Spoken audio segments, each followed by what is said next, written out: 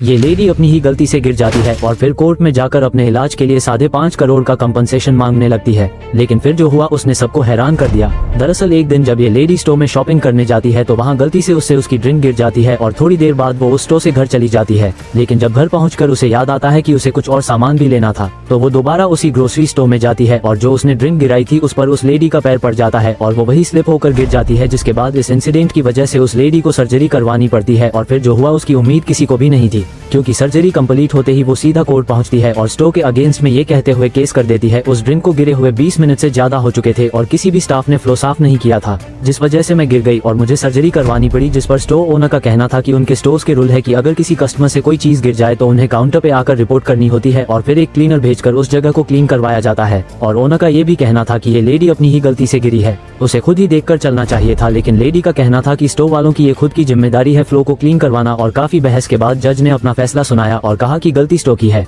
क्योंकि 20-25 मिनट बीतने के बाद भी उन्होंने स्टोर को क्लीन नहीं करवाया, इसलिए उन्हें ही $5.5 करोड़ देने पड़ेंगे।